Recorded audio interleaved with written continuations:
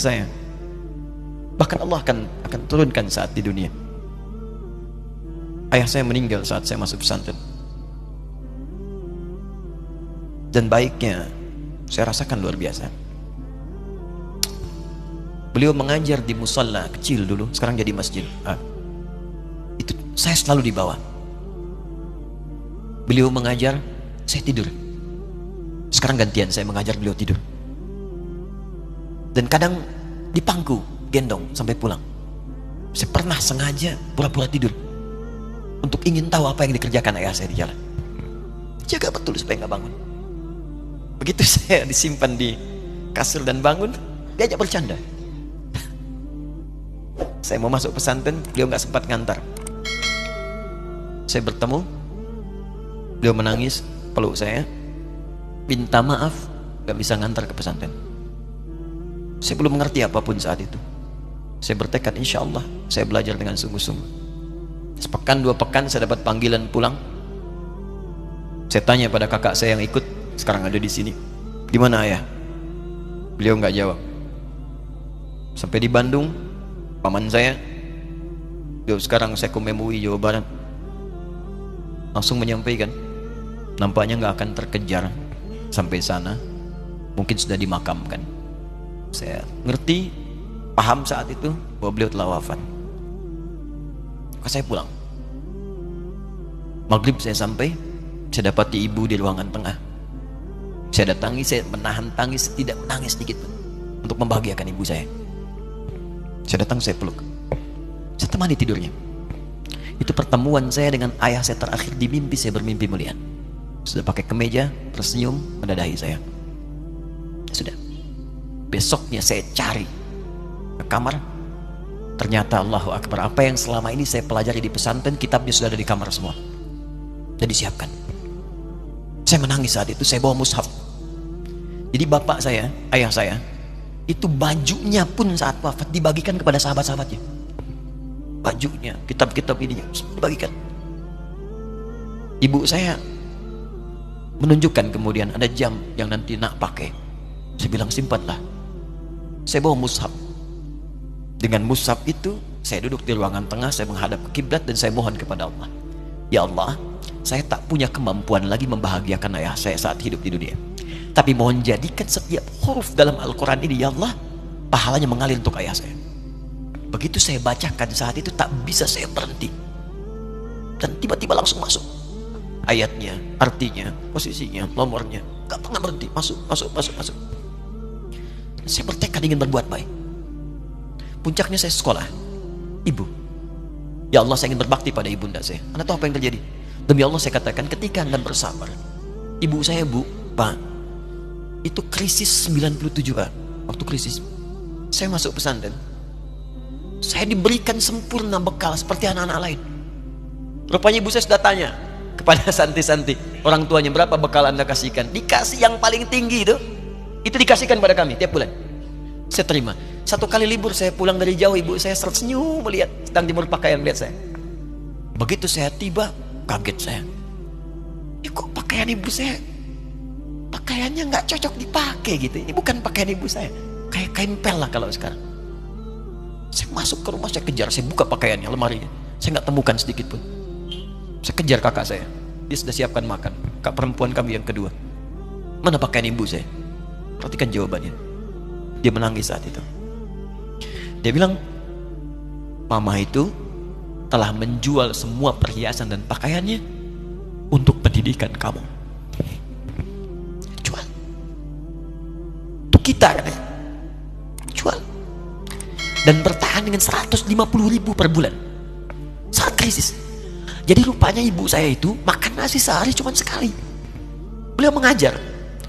Di berangkat sekolah itu cuma makan pisang, minum kopi, makan nasinya malam. Saya bilang, ya Allah, saya akan ganti baju ibu saya dengan kain ihram dan saya ganting tangannya di Masjidil Haram. Itu apa yang terjadi?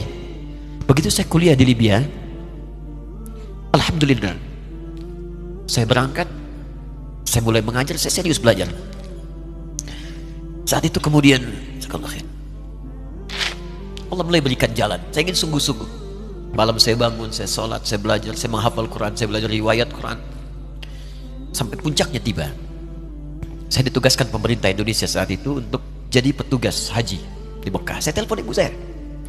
Saya bilang, Ma, saya insya Allah akan haji 2010. Saya telepon Februari saat itu. Saya dengar suara, terbayang wajahnya indah, senyuman, bahagia. Alhamdulillah, nak. Kapan berangkat? Tahun ini insya Allah. Saya bilang, dan saya tidak akan pernah berangkat kecuali mama pun akan berangkat. Terdengar nada pesimis tapi senyum. Dari mana katanya? Allah akan kasih, saya bilang. Saya sedang bekerja berusaha karena Allah. Mustahil Allah akan sia-siakan gitu. Berapa butuhnya? Porsinya 25 juta. Kapan harus ada? Bulan Juni. Ya, jadi dari Februari ke Juni itu. Ya, Juli bukan Juni, Juli. Ya, jadi saya masih ingat bulan 7 5 bulan itu. Saya ibu pak, nabung saya beli tabungan, saya niatkan untuk ibu saya haji. Bulan Juli masih setor 25 juta. Jadi semua tabungan masukin situ. Ada yang ngajar ngasih, masukin situ, masukin semua. Tepat sepekan sebelum itu kemudian didaftarkan, saya buka tabungan. Allahu Akbar, karunia Allah luar biasa. Tadi butuh berapa? 25 juta. Begitu dibuka, Masya Allah, 1 juta. Karena beasiswa nggak banyak, 1 juta. Tapi 3 hari sebelum daftar, entah dari mana ibu-ibu pengajian di KBRI datang, Ustadz, ibu katanya mau haji juga ya, Ustadz mau haji ya, ibu ikut ya, sudah nggak usah dipikirin, nanti kami yang pikirkan semuanya. Tiba-tiba dikirim, bayar porsinya di sana, dapat koper paling besar. Bayangkan, tadinya kopernya belum datang, telepon lagi, nak koper belum datang katanya. Saya bilang, Ma, tenang aja, apa hajinya nggak jelas ini? Tidak jelas, saya bilang, insya Allah ya. Nah, cuman beritanya berbeda. Begitu saya telepon lagi, Ma, gimana bisa? Nah, telah keluar pengumumannya. Kapan, Ma? 2013. Loh, kan saya haji 2010, nggak bisa, harus 2010. Lihat kalimat ibunda saya. Nah, jangan pernah mengambil hak orang lain. Allah kasih 2013, alhamdulillah. Saya bilang, Ma, kita tidak harus mengambil hak orang lain, tapi kita meminta kepada Allah yang memanggil kita. Boleh jadi Allah akan berikan tambahan kuota pada tahun ini. Doa lagi, minta, pulang ke masjid. Tiba-tiba ada sidang Oki di Istanbul saat itu, keputusan 1.000. Setiap ada 1.000 muslim, 1 kuotanya. Saat itu Indonesia dapat tambahan 22.000, termasuk ibu saya ada di situ.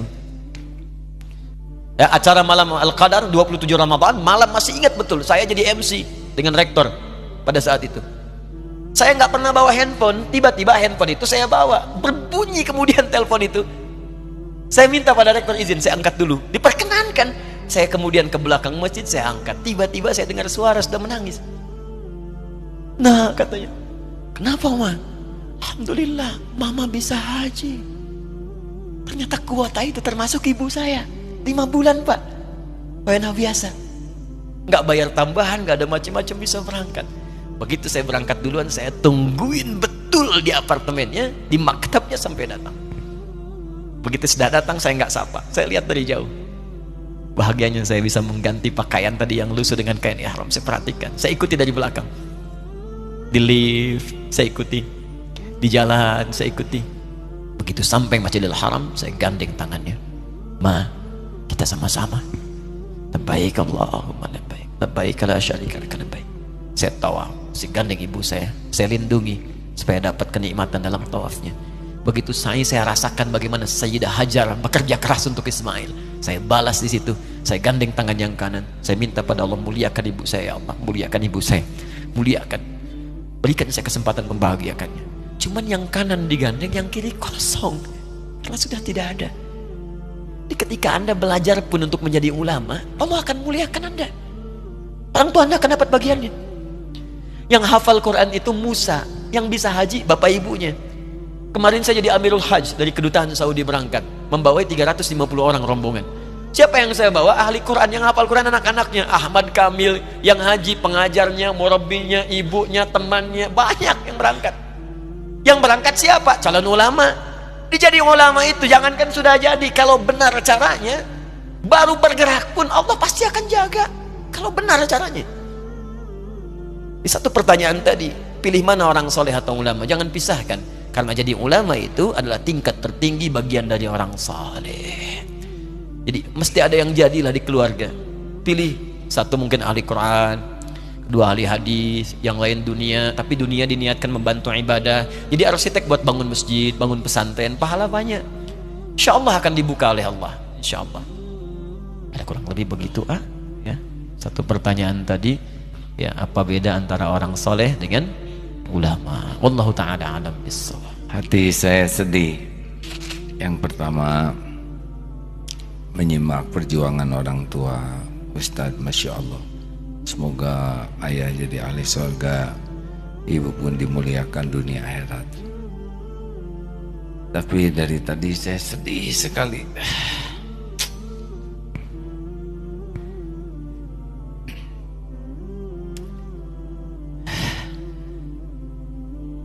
Mendengar uraian tentang ulama. Sejujurnya rasanya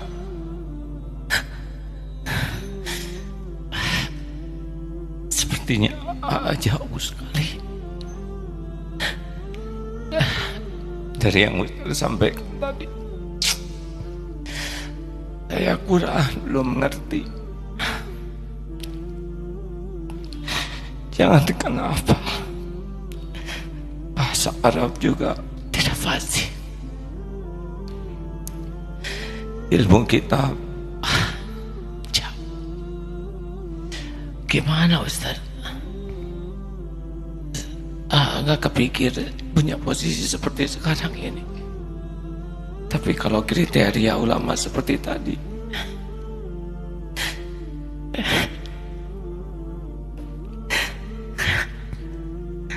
jadi tertekan sekali.